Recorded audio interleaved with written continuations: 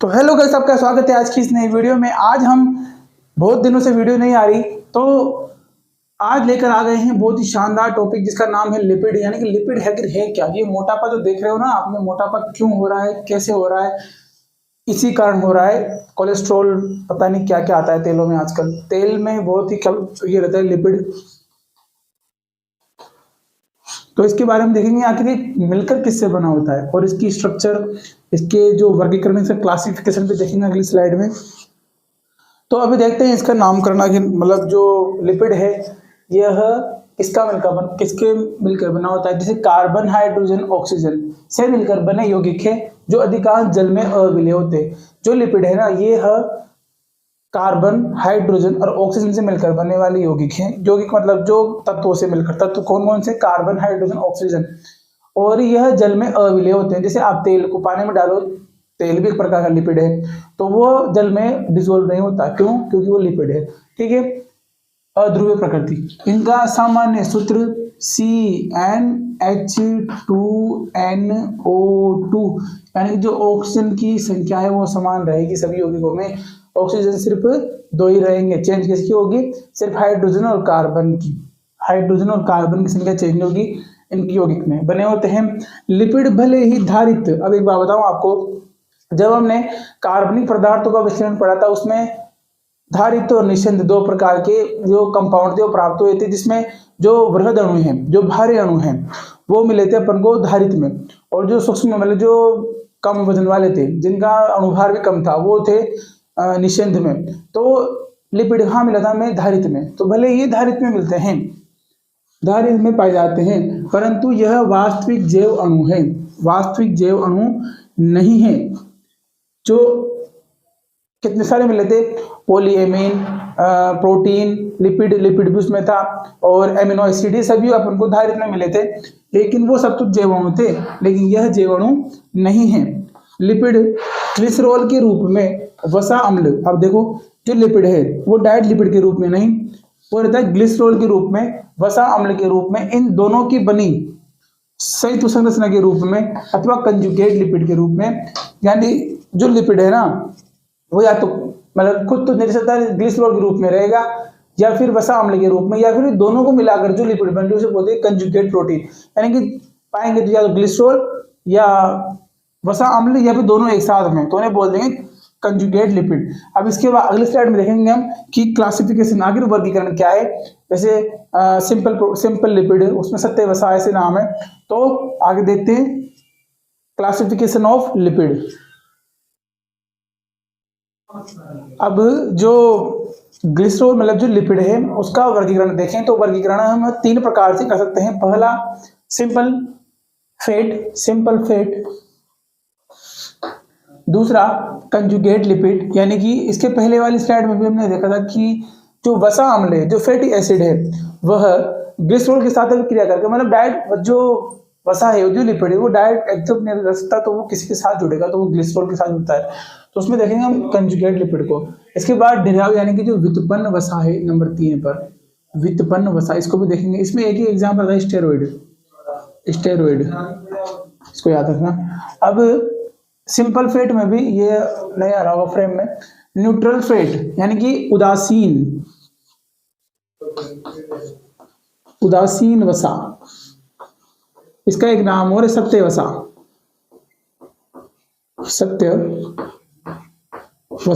इसे बोलते हैं न्यूट्रल फैट, सत्य वसा। ठीक है। तो अब देखते हैं कंजुगेट लिपिड। कंजुगेट प्रोटीन भी होते हैं और लिपिड भी होते हैं। तो यह 4, 1 2 3 4 फॉस्फोलिपिड। आप खुद देखो, फोस्फो यानी कि जो फॉस्फेट समूह है, कंजुगेट यानी कि कोई दो मिलकर जुड़े होंगे, उसे बोले कंजुगेट लिपिड। तो फॉस्फोलिपिड मिलकर फोस्फोलिपिड, ग्लाइकोजन और मतलब ग्लिसरॉल और लिपिड मिलकर ग्लाइकोलिपिड। इसके बाद लिपोप्रोटीन, ये प्रोटीन भी एक प्रकार के लिपिड है। ठीक है। क्रोमोलिपिड, यानी कि जो कलर देने वाली होती है, मुख्य दो ही है, फोस्फोलिपिड और ग्लाइकोलिपिड। ठीक है।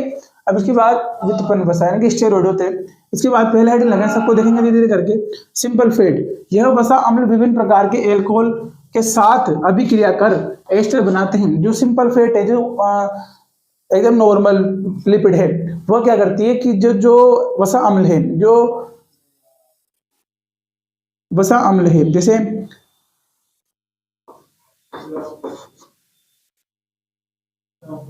इसे बोलते हैं वसा अम्ल, इनके जो यह एल्कोहल के साथ, एल्कोहल में OH सम होता है, यहाँ का H निकलकर इसके OH को लेकर जल का मोलिक्यूल, जो जल का अणु है, उसको बाहर निकाल देते हैं और एल्कोहल के साथ जुड़कर एस्टर बना लेते हैं, उसे बोलते हैं सिंपल फैट।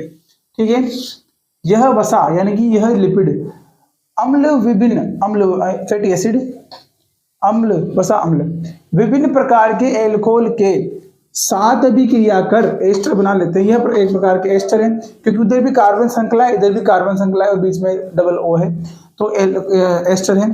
यह वसा अम्ल, यह वसा एल्कोहल के साथ निम्न प्रकार से, अब अलग अलग एल्कोहल, वसा अम्ल तो वही रहेगी, यानी फैटी एसिड तो वही रहेगा, लेकिन एल्कोहल चेंज करके अलग अलग प्रकार देंगे। पहला है न्यूट्रल फैट, यानी कि जो सत्य वसा है, उदासीन वसा है, उसके साथ जब अम्ल यानी जो फैटी एसिड है वो ग्लिसरॉल के साथ अभिक्रिया करती है, जब जो वसा अम्ल है, यह जो यौगिक है, यह ग्लिसरॉल, ग्लिसरॉल क्या है, जैसे यहाँ पर बनाते हैं ग्लिसरॉल की संरचना, स्टोरेज होगी, इसको यहाँ पर बनाएंगे ग्लिसरॉल, CH2O OH, इसे बोलते हैं ट्राई हाइड्रोक्सी प्रोपेन, यानी कि तीन तो हाइड्रोक्सी और 3 कार्बन को बोलते हैं प्रोप, और सब जगह एकल बंद है तो try hydroxy propane, try hydroxy propane, इसका जो साइंटिफिक नेम है वो यही है, try hydroxy propane. Neutral fat सत्य वसा, यह वसा अम्ल के साथ ग्लिसरॉल के साथ जुड़ती है, वसा अम्ल जो ग्लिसरॉल के साथ जुड़कर अभिक्रिया कर उदासीन हो जाती है, इसे सत्य वसा कहते हैं। इसमें 2 प्रकार के पढ़ेंगे हम, पहला ग्लिसरॉल क्या है और दूसरा वसा अम्ल। भाई आपने नाम तो बोल दिया, वसा अम्ल ग्लिसरॉल के साथ जुड़ेगी, अब कैसे जुड़ेंगे इसके बाद अगले स्लाइड में देखेंगे भाई कैसे जुड़ेगी।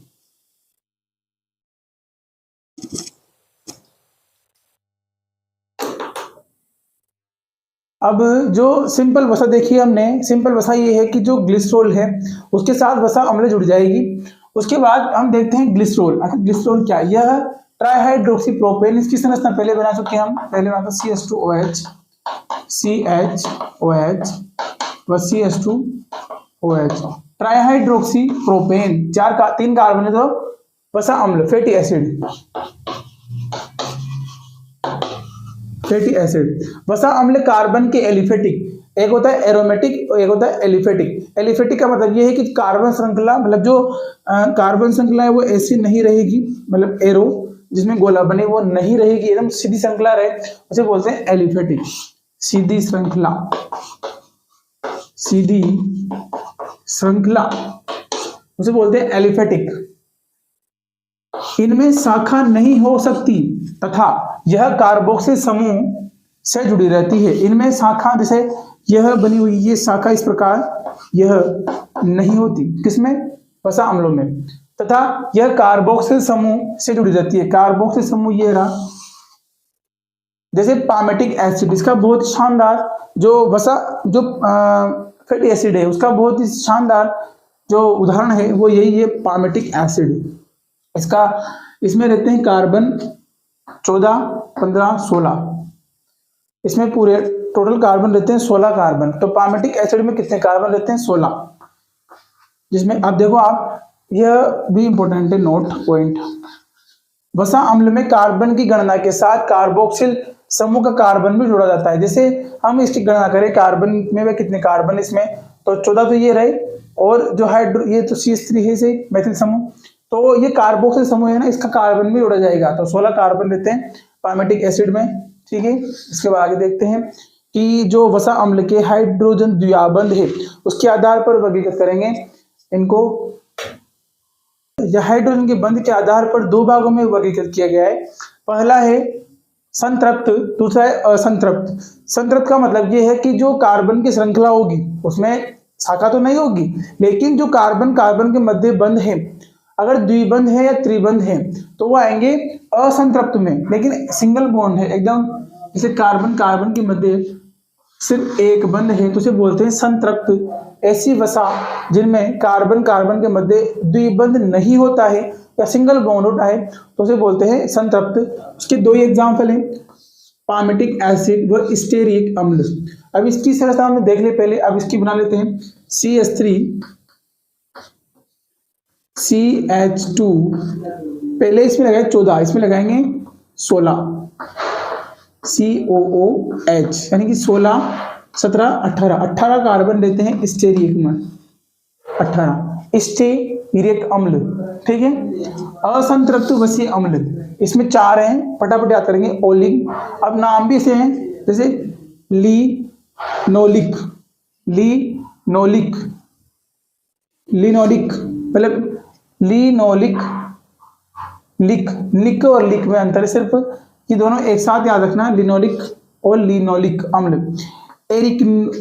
एरिकीडोनिक, एरिकीडोनिक अम्ल, दो इंपॉर्टेंट है, लिनोलिक अम्ल और ओलिक अम्ल। ओलिक इक इक के सब इसमें आ रहे हैं, देखो इक इक इक, ठीक है। अब इसकी तरह से देखो CH3 CH2 7 C, अब देखो डबल बॉन्ड आ गया क्योंकि यह असंतृप्त वसीय अम्ल है। असंतृप्त वसीय अम्लों में कार्बन कार्बन के मध्य दो इंपॉर्टेंट हैं, ओलिक अम्ल और लिनोलिक अम्ल, ठीक है। इसके बाद देखते हैं अगली स्लाइड, ये रही इसकी संरचना लिनोलिक की।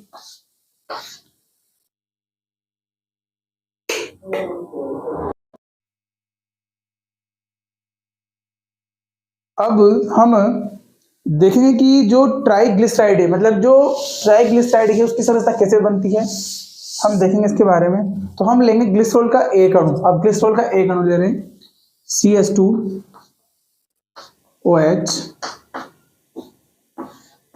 CHOH CH2OH, तो यह है ग्लिसरॉल। इस कितने अणु, इसके एक अणु। अब जो वसीय अम्ल है उसके लेंगे हम 4, यानी कि 3, कितने 1 2 3, 3 लेंगे 3, तो वो देख कैसे लेंगे। यह है कार्बन श्रृंखला डबल बॉन्ड OH, कार्बन श्रृंखला ऊपर डबल बॉन्ड ROH, कार्बन श्रृंखला R डबल बॉन्ड OH। अब यहां से यहां से एक जल का मॉलिक्यूल बाहर निकलेगा, तो ये OH और ये H, ये OH और ये H, ये OH और ये H, तो कितने निकले 3 जल के अणु बाहर निकले, 3 जल के अणु बाहर निकले, 3H2O। अब क्या बनेगा देखो, कार्बन ऑक्सीजन, H निकल ही गया, H निकल गया इसका। अब देखो OC डबल बॉन्ड OR, देखो अब इसे एक बार ध्यान से, आखिर कैसे बनाया मैंने।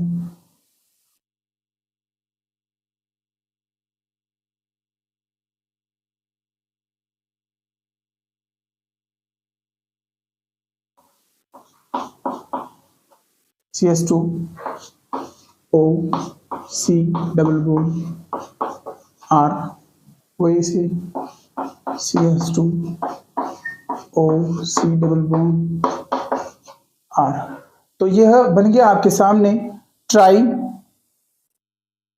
ग्लिसराइड। और अब एक समस्या आई, समस्या ये आई कि इसमें जो ये कार्बन इसकी संख्या पूरी नहीं हो रही, समझौता 2 1 3, अब इसमें बॉन्ड बन जाएगा, इसमें बन जाएगा इसके साथ, तो ये बन गया अपना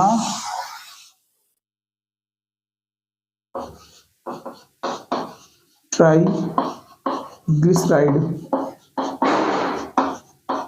तो ऐसे बनते हैं कंजुगेट प्रोटीन, ऐसे मिलकर बनते हैं, ठीक है। देखो आप ध्यान से एक बार अच्छे से, तो इसके पहले वाले स्लाइड में हमने ट्राइग्लिसराइड बनाया था। तो जो ट्राइग्लिसराइड है वह एक ग्लिसरॉल वो 3 वसीय अम्ल के साथ मिलकर ट्राइग्लिसराइड बनाता है। तो यह 2 रूपों में पाया जाता है अपने शरीर में, फैट व ऑयल के रूप में, यानी कि वसा व तेल के रूप में। अब देखते अलग अलग डिफरेंस क्या है। इनका गलनांक उच्च होता है, तभी तो ठोस अवस्था में पाई जाती है कमरे के ताप पर। कमरे के ताप पर ठोस में इनका गलनांक जो फ्रीजिंग पॉइंट है, एफपी फ्रीजिंग पॉइंट, गलना, ठोस से द्रव अवस्था में जाना, तो इनका उच्च होता है और इनका निम्न होता है। तभी तो कमरे के ताप पर इस पर पाई जाती है। अगर इसका तापमान बढ़ाएंगे तब जाकर ये द्रव अवस्था में आएगी, वरना जो ये नॉर्मल टेम्परेचर में तो ठोस रहती है। ठोस कौन? वसा यानी कि फैट। वनस्पति घी, मक्खन, अलग से घी, वनस्पति तेलों के हाइड्रोजनेशन से, जो डालडा है उसके हाइड्रोजनेशन मतलब यानी कि हाइड्रोजन क्रिया कराने पर यह वनस्पति घी निकल की उपस्थिति में। सरसों का तेल, तिल का तेल, नारियल का तेल, जितने भी तेल है दुनिया भर के सब किसमें आएंगे? ट्राइग्लिसराइड के दूसरे रूप में, यानी कि 2 प्रकार से पाया जाता है। लेकिन ये याद रखना कि जो अमीनो अम्ल है वो ग्लिसरॉल, कितने अमीनो अम्ल? 3 अमीनो अम्ल एक ग्लिसरॉल के अणु से क्रिया करेंगे और 2 रूप में मिल जाएंगे, फैट और ऑयल के रूप में। ठीक है,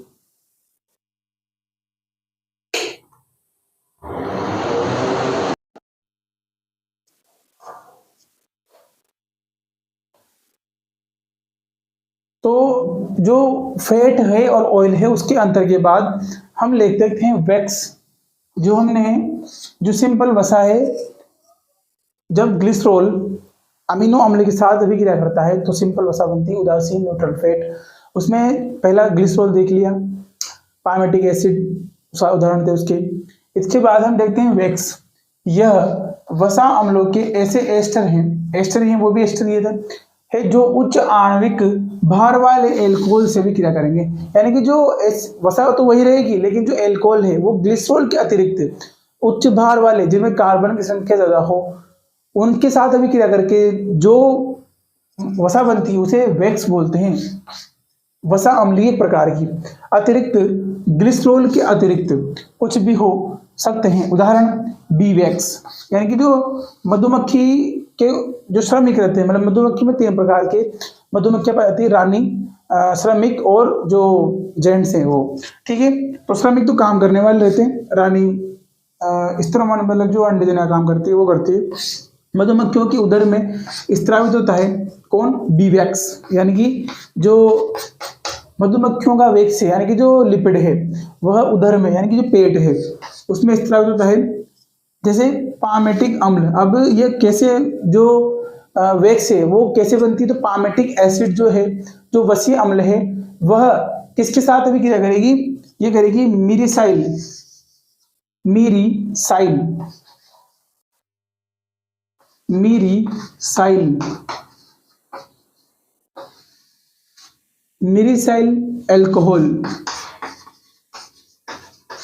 के साथ अभी क्रिया करके, जो कि उच्च आणविक भार वाला एल्कोहल से अभी क्रिया कर सकता है, तो ऐसे वैक्स बोलते हैं इन्हें।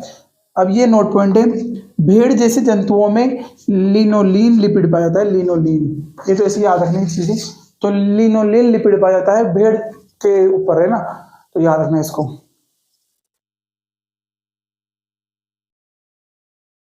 अब जो हमने देखा न्यूट्रल फैट देख लिया, उसमें ग्लाइकोजन को ग्लिसरॉल को पढ़ लिया, लिपिड, वसा अम्ल, फैटी एसिड, उनके प्रकार देख लिए, संतृप्त देख लिए, असंतृप्त देख लिए। संतृप्त वो है जिनमें एकल बंध पाए जाते हैं, पामेटिक एसिड और स्टेरेटिक। स्टेरेटिक में 18 कार्बन रहते हैं और जो पामेटिक एसिड उसमें 16 कार्बन रहते हैं। असंतृप्त में भी देख लिए, बहुत 4-5 एग्जाम्पल थे इनमें। अब देखते हैं कंजुगेट, यानी कि दूसरे नंबर पर जो है कंजुगेट लिपिड। इसमें वसा अम्ल के साथ, यानी कि वसा अम्ल तो होगी सही, कुछ गैर वसीय अम्लों के साथ जो कि वसा अम्ल नहीं है, कुछ गैर वसीय पदार्थ पाए जाते हैं, जैसे फॉस्फो एसिड। अब फॉस्फो एसिड देखते हैं, फॉस्फोलिपिड, एसिड आ रहा है, फॉस्फोलिपिड। अब ये विशाल का एसिड आपके सामने है, इसे बोलते हैं फॉस्फो एसिड, फॉस्फोलिपिड एसिड क्या रहा है, फॉस्फोलिपिड। अब इसकी थ्योरी पढ़े तो ये है कि जो ग्लाइको ग्लू क्या नाम था इसका,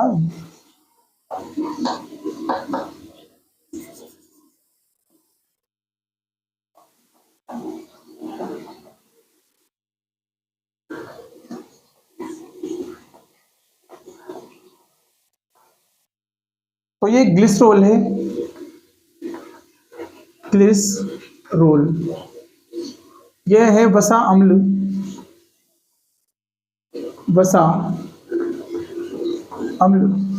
तो ग्लिसरॉल के जो OH समूह है, यानी हाइड्रोक्सिल समूह है, वो 3 होते हैं। तो एक 3 ही वसीय अम्ल रहते हैं। लेकिन जो यहाँ पर संरचना बनती है फॉस्फोलिपिड की, जब क्या होता है कि जो 3 OH है उसमें 2 तो लिपिड यानी कि जो वसा अम्ल है वो लेके चले जाते हैं। ये देखो आप, ये 2। इसके बाद जो तीसरे कार्बन का जो OCR3 है वो हटकर यहाँ पर लगता है फॉस्फेट ग्रुप, और फॉस्फेट ग्रुप के साथ ही जो गैर वसीय अम्ल है, जो गैर वसीय पदार्थ है, जैसे कोलिन, ये क्या है, गैर वसीय पदार्थ, ये लगता है कि संरचना हो जाती है कोलिन की। तो ये पूरा बन गया फॉस्फोलिपिड। ठीक है, अब इसमें एक नोट पॉइंट है, लेसाथीन, लेसाथीन, लेसाथीन ये पाया जाता है हम लोगों के फेफड़ों में, पित्त रस तथा कोशिका झिल्ली में पाया जाता है। फेफड़ों में, कोशिका झिल्ली व पित्त रस में लेसाथीन पाया जाता है, लेसाथीन। ठीक है, तो इसे याद रखना, ग्लिसरॉल है, उसके एक OH को हटाकर OCR1 और दूसरे OH को हटाकर OCR2, उसके बाद जो तीसरे OCR3 है वो हटकर फॉस्फेट ग्रुप लग जाएगा। फिर फॉस्फेट ग्रुप से एक जो कोलिन है, जो गैर वसीय पदार्थ है, वो जुड़कर फॉस्फोलिपिड का निर्माण कर देता है। अब इसके बाद देखेंगे ग्लाइकोलिपिड।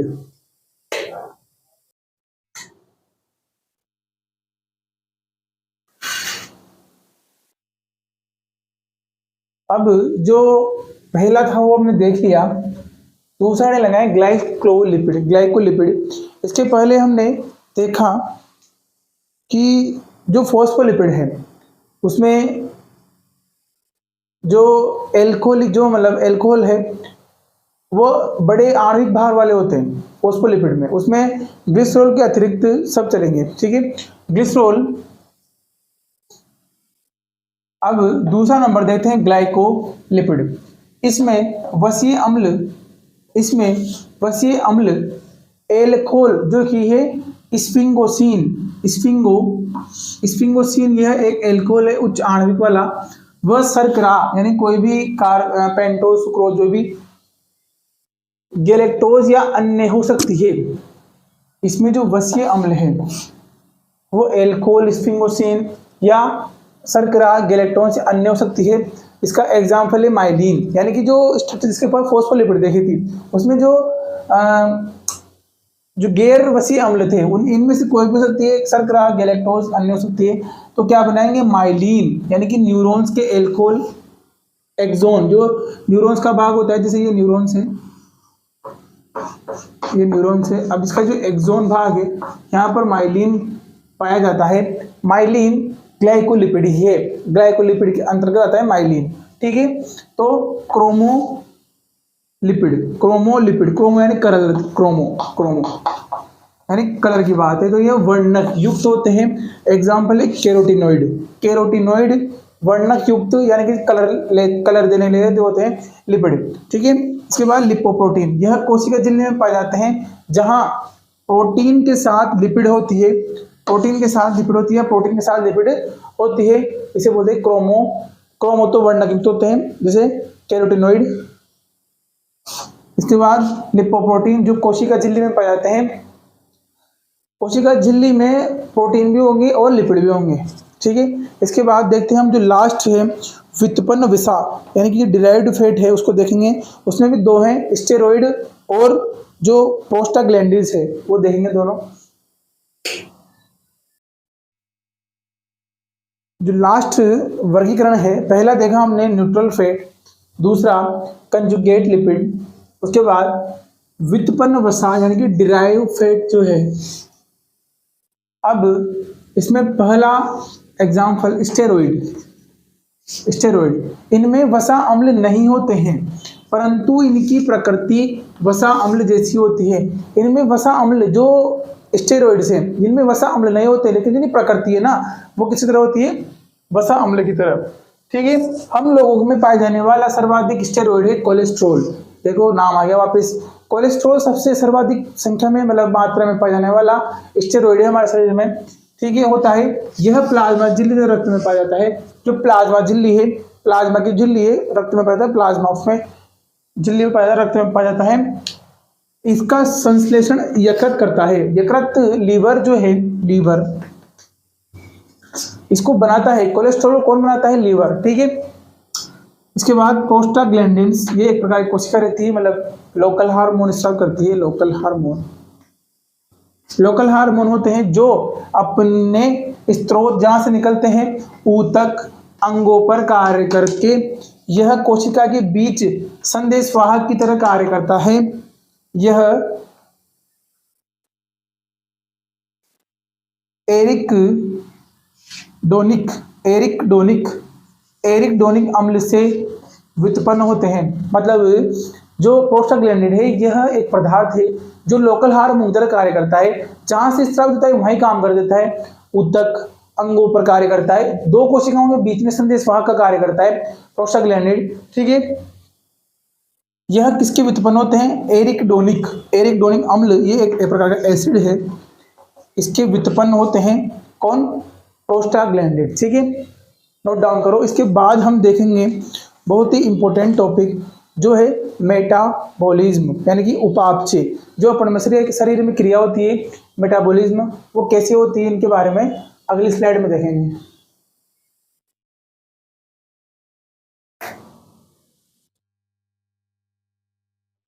तो लिपिड के वर्गीकरण के बाद हेडिंग लगाएं मेटाबॉलिज्म यानी कि उपापचय क्रिया। तो सभी जीवधारियों में उपचय व अपचय, इन दोनों क्रियाओं को साथ मिलाकर हम बोलते हैं उपापचय। उपचय व अपचय अभिक्रिया चलती रहती है जिन्हें हम रासायनिक रूप से उपापचय कहते हैं। मेटाबॉलिज्म क्रिया होती है, रिएक्शन एंजाइम की उपस्थिति में क्रिया हो रही है, जितनी भी क्रिया हो रही है शरीर में वो सभी उपापचय के अंदर आती है। ठीक है, इन अभिक्रियाओं में बने पदार्थ उपापचयज कहलाते हैं।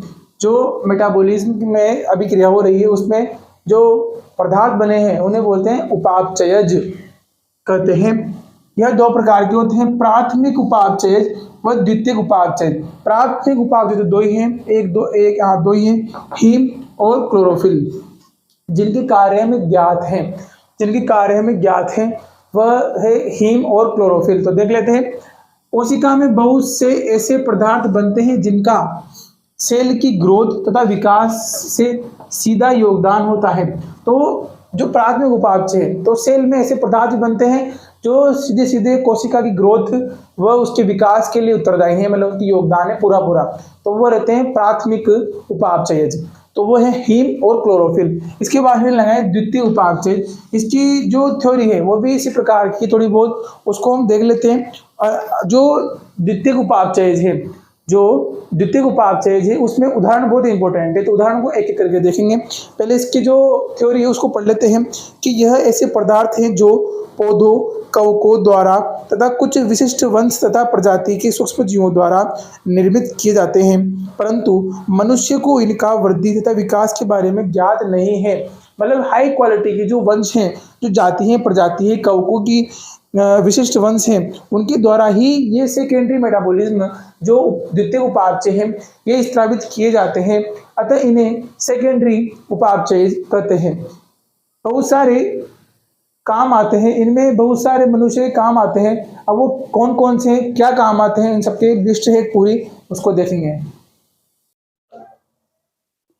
तो जो द्वितीय उपापचय हैं, द्वितीय उपापचय में पहला है वर्णक, alkaloids, essential oil, toxin, drugs, polymer substance, इनके बारे में देखेंगे। ये सभी द्वितीय उपापचय, ये बहुत इंपॉर्टेंट है। पहले वाले में इतने इंपॉर्टेंट नहीं है, प्राथमिक उपापचय यह बहुत इंपॉर्टेंट है। उसके दो ये थे, एक हीम और एक क्लोरोफिल। ठीक है, वर्णक देखते हैं, कैरोटीनॉइड्स व एंथोसाइनिन। कैरोटीनॉइड्स यानी कलर देने वाले, और एंथोसायनिन, ये दोनों ही बहुत इंपॉर्टेंट है। शरीर में बी कैरोटीनॉइड्स को विटामिन ए में परिवर्तित कर देता है। जो बी कैरोटीनॉइड्स है वह उसको विटामिन ए में परिवर्तित करने के लिए एंथोसायनिन का उपयोग किया जाता है। एल्केलॉइड्स यानी कि जो नशीले पदार्थ हैं उसमें पहला है मॉर्फिन, दूसरा कोडीन। दर्द निवारक, अगर ज्यादा दर्द हो जाए तो इसको मतलब खिला दो, और कितना भी दर्द हो जाए बिल्कुल भी मतलब कितना ही नुकसान पहुंचा लो बिल्कुल भी दर्द नहीं होगा। किससे? मॉर्फिन से और कोडीन से। कैसे प्राप्त है? पेपेवर सोमनिफेरम से। एसेंशियल्स ऑयल यानी कि लेमन ग्रास ऑयल, नींबू की सुगंध के रूप में। जैसे वो आता है एडवर्टाइजमेंट 100 नींबू की शक्ति, तो उसमें 100 नींबू नहीं होते, उसमें एसेंशियल्स ऑयल होता है क्योंकि नींबू की सुगंध के रूप में इसका उपयोग किया जाता है। टॉक्सिन जो जहर है उसमें दो हैं, रिसिन और एब्रिन। रिसिन और एब्रिन दो प्रकार के जहर होते हैं जो द्वितीयक उपापचय में आते हैं। पहला है रिसिन, दूसरा एब्रिन। ड्रग्स विनब्लास्टीन,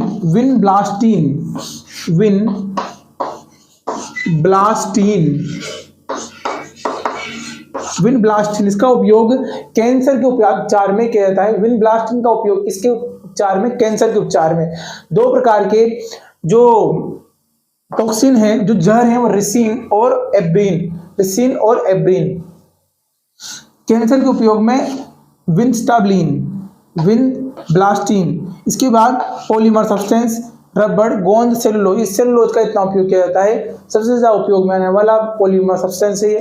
तो देख लिया हमने कैरोटीनॉइड्स। एंथोसायनिन शरीर में बी कैरोटीन को विटामिन ए में परिवर्तित कर देता है। पेपेवर सोमनिफेरम से हमें प्राप्त होता है जो मॉर्फिन है, कोडीन वगैरह ये, ठीक है। लेमन ग्रास ऑयल 100 नींबू की शक्ति इसकी वजह से आती है वो, ठीक है। उसके बाद टॉक्सिन, उसके बाद ड्रग्स विनब्लास्टीन। ड्रग्स में रिसिन है और दूसरा है हमारे पास एब्रिन। रिसिन और एब्रिन, बार बार नाम लिखने जल्दी याद होंगे। रिसिन और एब्रिन टॉक्सिन है। ड्रग्स विनब्लास्टीन कैंसर के उपयोग किया जाता है। विनब्लास्टीन का नंबर लास्ट जो है पॉलीमर सब्सटेंस, रबड़, सेलुलोज व गोंद, सेलुलोज, रबड़, इनका उपयोग पॉलीमर सब्सटेंस के रूप में होता है।